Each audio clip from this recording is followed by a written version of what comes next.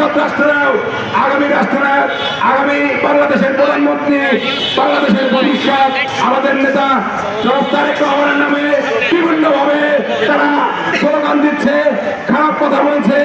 আমরা কিন্তু যদি মাঠে নামি ফরিদপুর মহানগর স্বেচ্ছাসেবক দল ইনশাআল্লাহ এই দাঁত ভাঙা জব দেওয়ার জন্য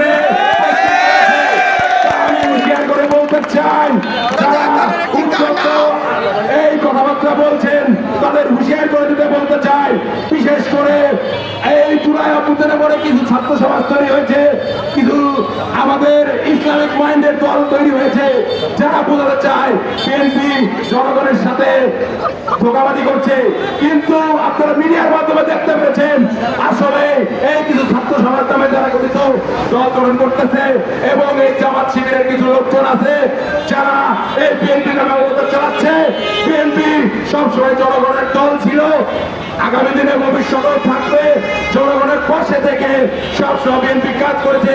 এই 17টা বছর আপনারা সকলে অবগত রয়েছেন কিভাবে আমাদের দল, আমাদের প্রতিটা নেতা কর্মী জনগণের পাশে থেকে এই ফ্যাসিস্ট আওয়ামী লীগের বিরুদ্ধে লড়াই সংগ্রাম করেছে। অন্য কোন দলকে তো আমরা এইভাবে পাশে পাইনি বন্ধুগণ, কিন্তু অবগত।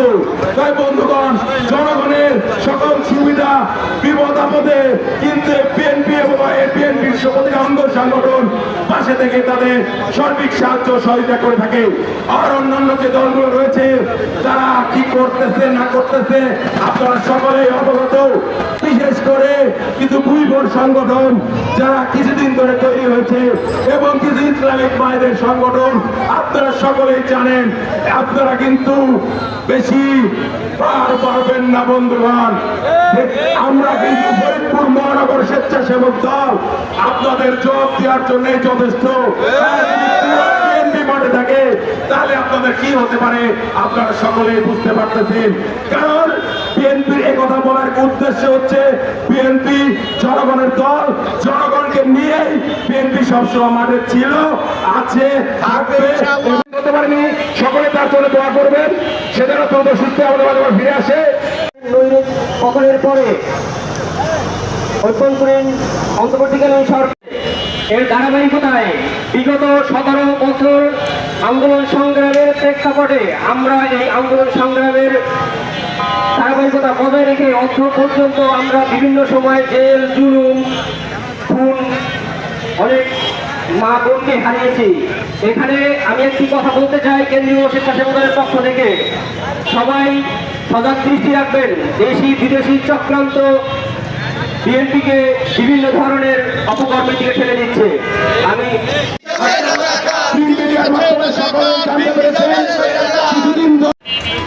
কেন্দ্রীয় সংসদের সহসাধারণ সম্পাদক আমাদের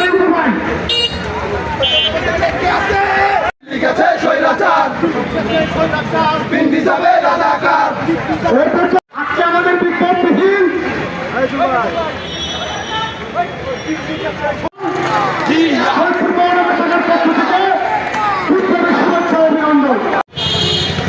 প্রিয় নেতৃবৃন্দ, উপস্থিত কেন্দ্রীয় স্বেচ্ছাসেবক সহসাধারণ সম্পাদক